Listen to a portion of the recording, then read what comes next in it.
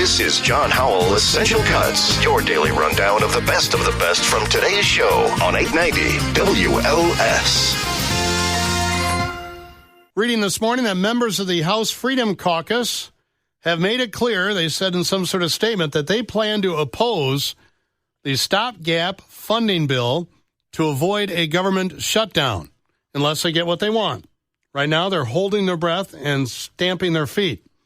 Let's see what's going on in D.C. with Andy Field, ABC News correspondent, who joins us now from the Capitol. Well, Andy, how many members how many Freedom Caucus members are there, and can they completely derail this process for Kevin McCarthy? Yes, is the short answer. I'm trying to see if there's anyone from Illinois in the Freedom Caucus. Yes, Mary Miller. Yep.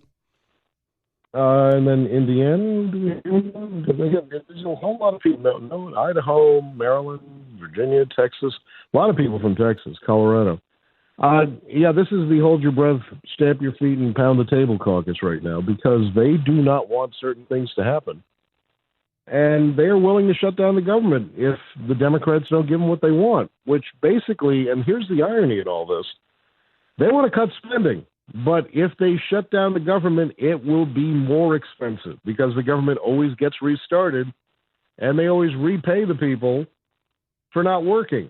So it will add hundreds of millions, if not billions, to the price tag of everything if they decide to shut down the government. What are they arguing for? What are they looking to have included in the stopgap measure to support it?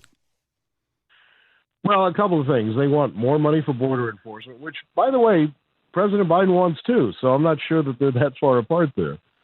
They want to cut Department of Justice and FBI spending because they think it's weaponized against Republicans and not Democrats. And this is something that Tommy Tuberville has been doing, blocking Pentagon promotions because of the Pentagon's so-called, in big air quotes, woke policies in the Department of Defense. Here's what they call a woke policy.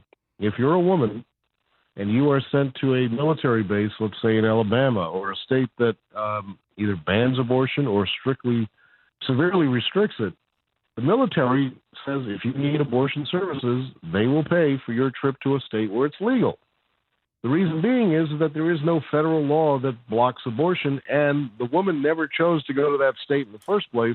She was assigned there by the Pentagon. So the Pentagon's had this policy in place for a while. Republicans, at least in the Freedom Caucus, don't like it and say they won't sign any bill. In fact, the House has already passed a bill. The Republicans have passed a bill banning that big air quotes woke policy of letting a woman make her choice in the state that she chooses if she's assigned involuntarily to a state that has no choice. And the senators bigfooting all appointments up in the Senate until he gets his way regarding that. If Kevin McCarthy on the House side doesn't have any sticks left, how many carrots does he have for these people? He's kind of out of bullets here. This is a real problem for Kevin McCarthy because, as you remember, what did it take, 15 votes for him to become the Speaker of the House? And he just gave away the store to this Freedom Caucus, who basically any one of them can say, you know what, we don't like what you're doing anymore. We're holding a vote of no confidence. We'll put someone else in there. They have the slimmest of majorities in the House, and Kevin McCarthy could very well have to go to Democrats and say, I need your votes to get a continuing resolution so we don't shut down the government, because 30 members of my own party won't go along with me. But won't most Democrats already be in favor of the stopgap measure just to get it done? Because the deadline is September 30th. They're out this month, right? How many days will they have even in session to try to get this negotiated when they return? He would need all the Democrats, and Democrats typically don't like to make the House Speaker, especially a member of the other party, look good, unless they're going to get some giant concessions from him. That's number one. Number two, Kevin McCarthy's still going to need a whole lot of Republicans to go along with the Democrats in order to get this thing passed. How many days do they have in session? Do you know? Ballpark coming back? They got about 2.5 weeks before the government turns into a pumpkin and shuts down on September 30th. Don't you? I want to see what happens. Not that I want to be an agent for mayhem, but they keep threatening that it's going to be apocalyptic when we shut down the government. And I know we shut down the parks and we shut down some other things that it causes some headaches for tourism and everything else. But maybe it's being made out to be a little bit more than actually will happen. Well, it's definitely not apocalyptic. People who have to work, the military, air traffic controllers, police officers at the federal level, they got to keep working. They just don't get a paycheck. Right. And eventually they do in every other government shutdown we've had. But it just gets more expensive because whenever the shutdown's over, they send a whole bunch of people home to do nothing. They don't get paid for a while. It messes up the economy because the local economy doesn't get the money for bread and milk and other things. I mean, it really is just a kick in the teeth to the economy when they do this. And it has almost been every time a Republican led majority has done this here. You remember the longest government shutdown we had, I think, was under President Trump when he held his breath and said, I'm not going to let this thing go unless you give me money for the border wall. And the Democrats said, we're not doing it. And some major disaster came up, and he had to call the bluff, and he had to put it back in thing, but he didn't get the money he wanted. Andy, we'll see what happens when they get back in session, but certainly the clock is ticking here. They have to have this done by September 30th, so we'll see what happens. Thanks for joining us. Much appreciated. Thank you. Take care. You're listening to John Howell, Essential Cuts on 890 WLS. Not quite Victory Monday, but not that it mattered. Rick Morrissey in the Sun-Times wrote a piece today that caught my attention saying Justin Fields most definitely should have played. We'll get to more of that here in a second. He is a quarterback in need of growth, and he should have played on Saturday when the Bears lost to the Colts. I thought we'd just spend a couple minutes here with our Defacto Sports Director, Bret Gogoel, who joins us now on mic number 2 to talk about the Bears here on this not quite victorious Monday. Bret, obviously you realize that you are infringing on Rachel's Hallis Hall beat by giving us a Bears report this afternoon. You realize that, yes? Yeah, I've still got a lot to learn. So most of everything you're going to hear today is actually from her. She's just giving me the opportunity to come on and sparse it through my own way. So the Bears lost, Andy. What did you think of the game? I think the only thing that really mattered in that game was being impressed with Tyson Bagent, the undrafted rookie quarterback out of Shepherd. Out of where? Shepherd University. Shepherd University. It's a West Virginia D2 school. You said he was undrafted? Yes. So he's a walk-on? Essentially, yeah, but he's really impressed so far. He has the NCAA record of any division in terms of passing yards over his career. And you can understand why a Division II guy would go undrafted, but he's come in and he's looked better than their backup quarterback, P.J. Walker. And where's P.J. Walker from? He's been around the league for a couple of years. He spent last year in Carolina. Okay. So he's somebody who has probably made his way into being on the roster. He might have been a practice squad guy, but there's a new rule in the NFL this year that you can keep an extra quarterback on the roster and they don't count against your active game day roster. Oh, I know why they did this, because of the playoff game kerfuffle. Exactly. That's right. So now there's going to be an extra quarterback on most teams' rosters. Tyson Bagent has probably played his way to being that third quarterback and could be developed next year into being Justin Fields' backup. So he's on the roster, but not on the roster. Correct. He's going to be on the roster, but it doesn't count against their active game day roster, if that makes sense. So that, the roster's 53 men. You get whatever it is, 48 that are active on game day. He won't count against that 48, but he can still play. Did you happen to read Rick Morrissey in the Sun-Times? I did not, but I did get the rundown of it. Well, he said it was foolish not to play Justin Fields because while he's a great, gifted runner, he's not a very accurate passer. And he said this guy needs every rep available to him to try to become a much better passer. Otherwise, he's just going to be another one of these quarterbacks can run but can't pass.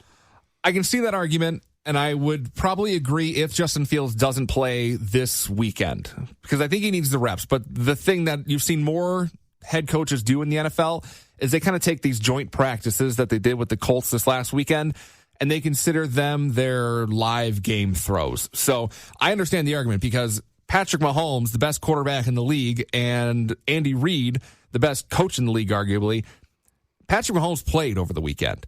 Justin Fields didn't. One of them needs the reps. The other one really probably doesn't. But they didn't hold joint practices. So I'd be interested to see. I think Justin Fields has to play this weekend for exactly that reason. Reps upon reps upon reps is what he needs. And especially now with, if you saw the news today, Tevin Jenkins, they're one of their offensive linemen, it's probably going to be missing the first month of the season. So ideally, you want to get a starting offensive line in there. You want to build some rapport and let Justin get maybe, I don't know, a couple of series, 20, 25 snaps, something like that, just to get him set for the regular season. Who do we play next? It'll be the Bills on Saturday. Oh, Bills. Yeah. So Bills Mafia is going to be in town. If you want, we can go over to Soldier Field. These guys that break the tables? Break some tables, yeah. They make Bears fans look like geniuses. Well, yeah, I mean, there's not many. I don't think the Bears fans have a bad rap generally. You get the Bills Mafia, who I think most people like. They're not mean to other fans. They just have some sort of grudge against tables. And they're not Philly fans who are known for throwing snowballs at Santa Claus and things like that. They should have a grudge against Marv Levy. Yeah, although I love Marv Levy, but he's the guy that took him to and lost 4 Super Bowls consecutively. Yeah. Their offense hasn't looked very good this preseason, but I don't think, it's one of those things where does the preseason really matter? Probably not at all for most teams. We like to build storylines to be more than they are, but I think seeing Tyson Bagent, the backup quarterback, is a nice story. And then just getting, like I said, the reps, get Justin Fields out there, a few more passes. But we'll see what Matt Eberflus decides to do in the next couple of days. And hopefully next Monday, it will be another Victory Monday here in Chicago. This last weekend was Matt Eberflus's first preseason loss as a head coach. He was 4-0 before now. As Johnny Carson used to say, I did not know that. Thank you, Bret Gogoel. You're welcome. Played in 14 games last year for the Colts. On third down, Bagent going to look to run. Bagent dives and scores. Touchdown, Chicago. And an extra point away from tying this game before halftime. This is John Howell Essential Cuts on 890 WLS. Easy game. Hit the ball as hard as you can. Go find the ball. Hit it again. Put it in the hole.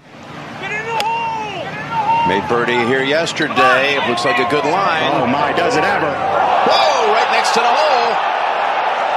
Yeah, he's pretty good, that guy. Up to the moment.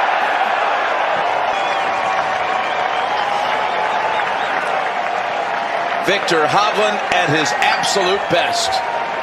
Annie Krall is here. She was at the BMW Championship, reported for us Thursday and Friday. She was there over the weekend as well. Any surprise? I mean, I don't think I was expecting a 61, but it seems like some of these pros were. They were talking about how soft the course was, and they were like, I thought a 61 would come through. And, of course, that was Victor Hovland's final score on Sunday. So that was a surprise. I didn't think that would come out of nowhere. But he was in contention. We talked about that, if not on Thursday, certainly on Friday. Absolutely. He was in contention, but I really thought it was going to be kind of a rundown between Scotty Scheffler, who was in that top spot, Matt Fitzpatrick, which, as you know, John, was kind of my guy. I was pulling for him.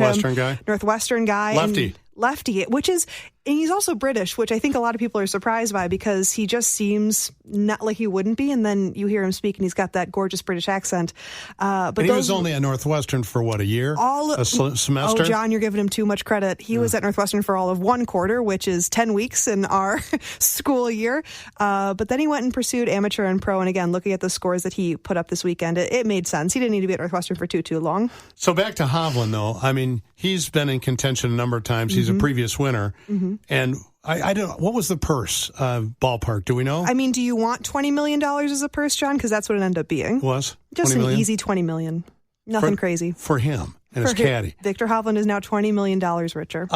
What do those guys normally give to their caddy? 5%, 10%? I believe it's close to 5 to 10%. Again, it probably would be depending on what the player is and what they decide on. But that's a nice chunk of change, I think, for both the players and, of course, him. I don't know what the taxes look like, depending on if you're the number 1 player on the FedEx Cup rankings. Well, but I'm you sure have they can people get that'll work the taxes Yeah, out. that can get complicated. I forgot the guy's name. I'll remember it if I think about it long enough. But he won in Mexico a couple years ago, and he used a local caddy, and he wound up not tipping the caddy the appropriate amount. Oh, my goodness. And, gosh, I'll come up with his name, but I like him as a player. I always stop and watch him play. Little older guy, and but he wound up getting into a big controversy because he just gave the local guy in Mexico City, I'm sure, a nice little taste, right? But it wasn't the traditional 5 or 10% that normally these PGA guys give to their caddies. That's tough. It's like going into a restaurant and saying, "Oh, I'm gonna do 5 and 10% instead of anywhere in the 15 to 20 ballpark." Yeah. What'd you think of the North Course there at Olympia Fields? Oh my gosh, it was absolutely gorgeous. I think what was so interesting, and I was listening to Viktor Hovland's interview again after the round, and Scotty Scheffler was talking about it too. It's a very straightforward course, and I use that word kind of gingerly because, again, it's a complicated course. It's tough. I'm not saying it's easy by any stretch of the imagination. Traditional. It's a straight ball, get it up there, hit the greens, and you should be pretty darn fine. It's just stunning. And again, there's gorgeous rough. I know we were talking about it earlier last week, the rain all of last week, which anyone who was in Chicago last week knows how rainy it was. Rough, they left it pretty thick. So a lot of those back pins, you had to almost, when we were talking to Rory McIlroy about it after his round, remember we were asking Rory, how are you playing with only hitting 3 fairways on his first day? He only hit 3 fairways. And again, he's a good driver. We're talking about Rory McIlroy. That's someone who's known for his drives. And he said, you know what? On the North Course, it's honestly just better to, with those back pins, just put it in the rough so you can get more spin out of it. And he hits it so high, too, right? He really does. He's got a beautiful ball flight if you really watch it. Again, we're not talking like the ballooning of it's too bad, it's too high. He's just got a really solid swing, and I think he said even, it's better to be in the rough on some of these. But the North Course, for anyone who has played it or anyone who wants to play it, you might not be playing the tips like the guys were, but it's definitely a good course to go out and check out. Are those tees they use for the BMW, do they leave them for members, or are those even further back than the tips? They're pretty much further back than even the tips. So again, these guys are driving anywhere in the ballpark of like 300, 315. You don't really have a lot of members even who are super darn good hitting that kind of a ball, so they do have to push stuff even a little bit farther back. If I may be so bold, how far do you hit off the tee? Well, here's the thing, John, and I don't know how much time we have, but I just got a new driver, so I'm now hitting in the last week or two a little bit of a farther ball. Right now I'm hitting about 230 to 250, which is about 50 to 70 yards more than I was hitting it, but I was using a driver that was about 10 years old, and now I got a new driver. Actually, my golf podcast, I'm going to talk about golf equipment that's coming up for us on WLS Radio. And just getting that 50 to 70 yards, I was hitting it about 200 yards, 220, and now I'm hitting it 230, 250 consistently. That's a game changer. Now I get to hit what brand do you use? I'm a TaylorMade girl through and through. I just love TaylorMade clubs. My irons are TaylorMade. My driver is TaylorMade. The one that I had before in 2012 was a TaylorMade RBX, and now I have a TaylorMade Stealth 2. This is getting very nitty-gritty for our golfers. Well, but the people who are interested, people that aren't interested in golf, they're gone. It's like cars. They're gone you just anyway. Really, and those who like are interested in golf want the inside scoop. Absolutely. Right. No, if you could go through, Mercedes versus Rolls-Royce versus Range Rover, that's kind of what a driver is. And again, if you have a drive that's 230 and 250 and you're playing on a hole that's 400, 420, you've got a really easy second shot. So I'm a big proponent of having a really strong drive kind of off the box. And again, I've just been known to hit a good drive, so it helps. So like Arnold Palmer, hit it as hard as you can, go find it, hit it as hard as you can again. Perfect, done. Yeah. And then learn how to putt, which again, sometimes can be my issue. Do all the way around the course, and you follow a lot of different players, and with a pretty good sized crowds out there, do guys yell, get it in the hole, or Baba Booey on every single swing? Every single shot. They could be hitting a drive on a par 5 and it's in the hole. No, what actually should have been in the hole, and I think one of the most dramatic moments for anyone who did watch the BMW Championship on Sunday was when it was Scotty Scheffler and Matt Fitzpatrick, and Viktor Hovland's already come in 17 under. Yeah. He's pretty much got the entire tournament. Only if Scotty Scheffler and Matt Fitzpatrick hold out at about I think it was 140. Yeah. That's the time to yell, get in the hole, right? Because that's the playoff that we all kind of were looking for or hoping for. But no, if you're walking around that golf course, you're going to hear it's in the hole, it's in the hole every 5 minutes. Can't we come up with something new? If we could come up with something new, maybe we should ask our listeners, what's the new get in the hole? Caddyshack, just enough already.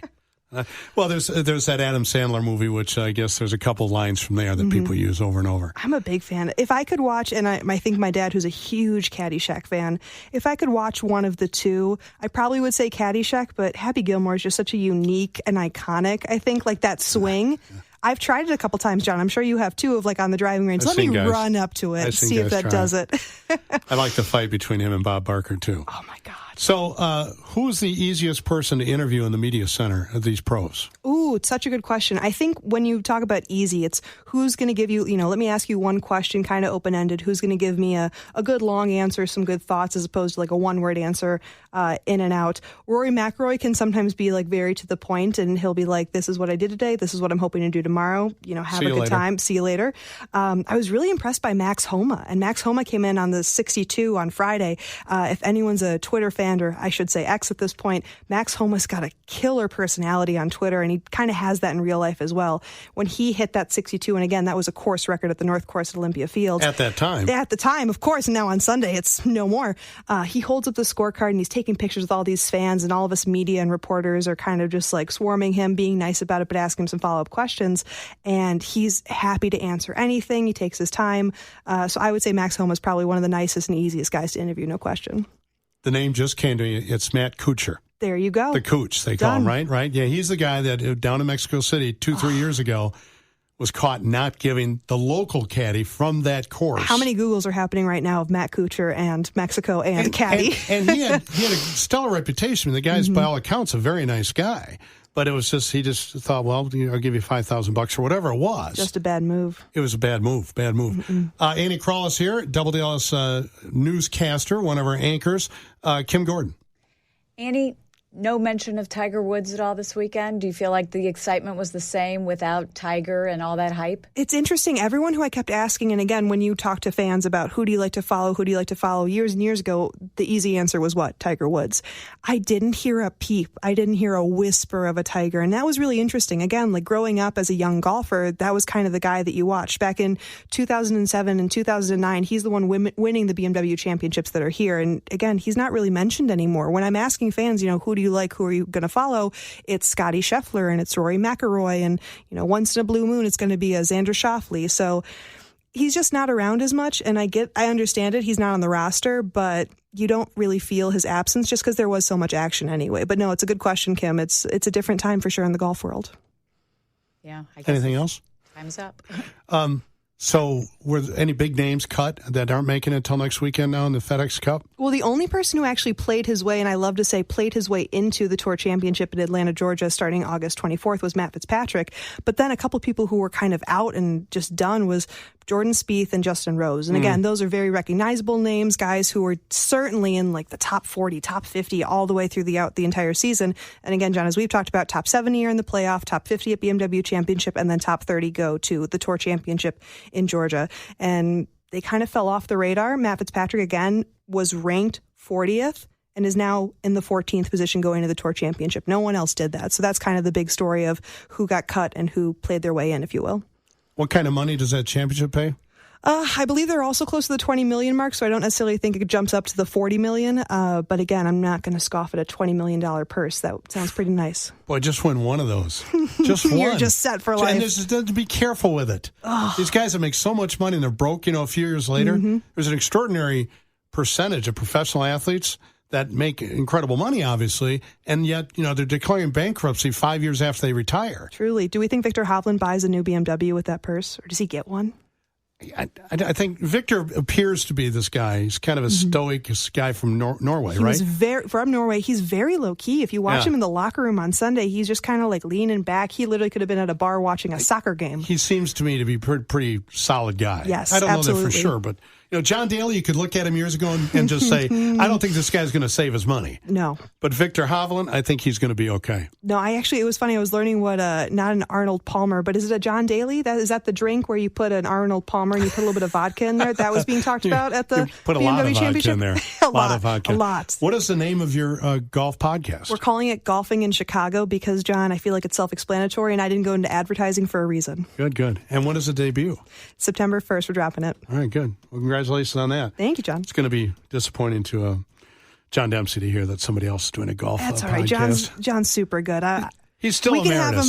We can have him on. He's still emeritus. Absolutely. I love it. I must say that you seem to have more facts to provide than John ever does. I'm a mathematical student by heart, John. I like it too much. Well, congratulations to you on your podcast. Congratulations to Victor. Pretty relaxed and just kind of just happy about my round and that I was able to, if I would have missed the putt on 18, then I'm sitting in a completely different spot. So after I made a putt on 18, I was like, okay, whatever happens, happens. I've kind of done all that I could do. So we'll just see how this plays out. You're listening to John Howell, Essential Cuts on 890 WLS. One of our first questions of the week regarding a story that we talked a bit about last weekend. Are the risks of a high-speed police chase worth taking criminals off the streets? Why or why not? And we're getting a lot of great answers. Let's go to Lisa, who joins us the old-fashioned way at 312-591-8900. Lisa, welcome to the Big 89. I hope you had a great weekend. Thank you. Yes, I did. I was just wondering, does it have to be completely an either-or situation? Obviously, the worse the criminal or the crime, maybe it does warrant a high-speed chase, still within reason, I would think. And, are the police using all of the other tools that they have with technology and license plate tracking and credit cards? And I'm sure they're doing all that. But the loss of innocent on either end, is scary. And I'm sure the police are assessing that. But, that's what their policy says now, Lisa.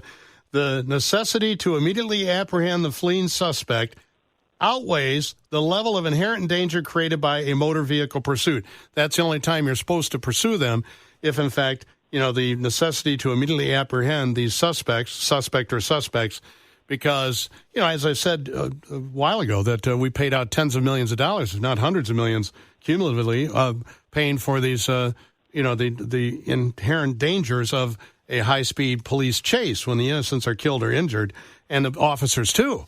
But I agree, and with technology, at some point in the not-too-distant future, I'm sure, we've chipped ourselves up with phones already, but eventually I think every VIN number will come with a corresponding kill switch for law enforcement.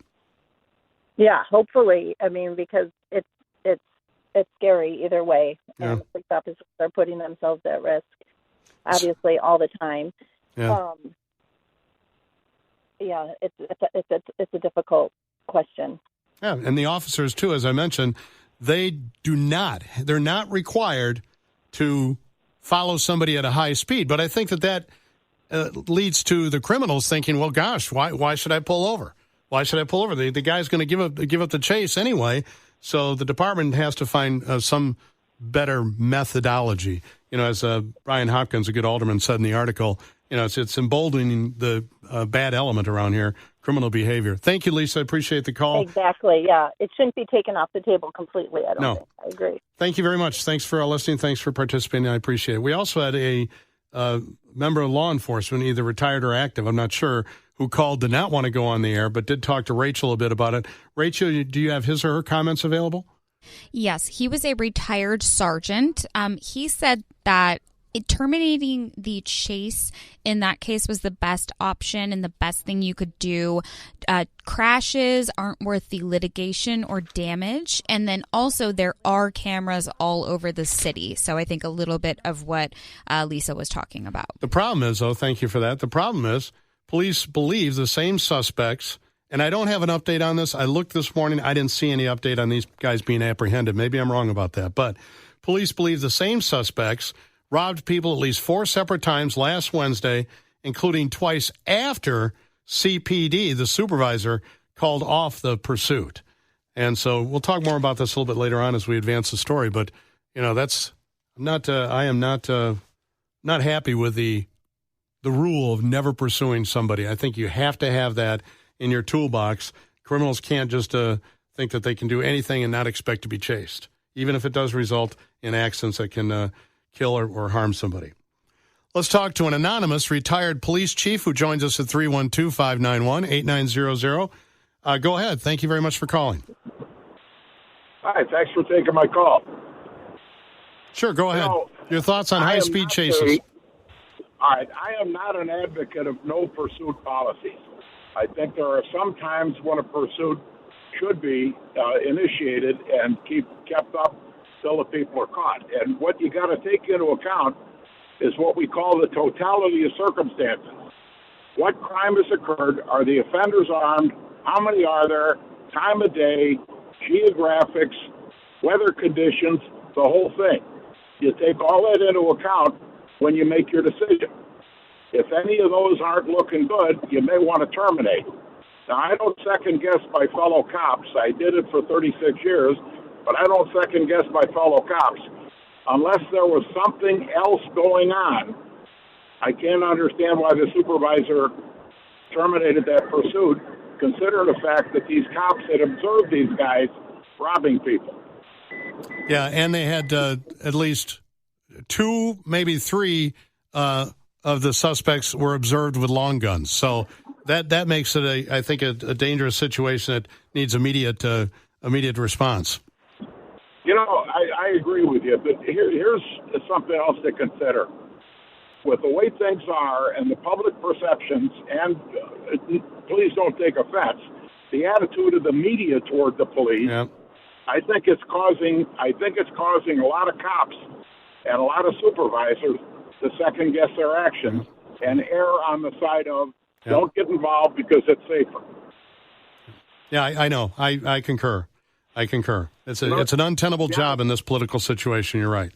Well, you know what, John? I loved what I did for 36 years. That's all I ever wanted to do with my life. But I'm glad it's over. Yeah. Do you own a tavern in southern Wisconsin? No, but if I did, I'd have Guinness on tap. I'll tell you that. Thank you. I appreciate your service to whatever city or suburb. It was my privilege. And thank you for calling. Take care. Thank you. John Howell, Essential Cuts. Check back every weekday for another episode of John Howell, Essential Cuts on 890 WLS.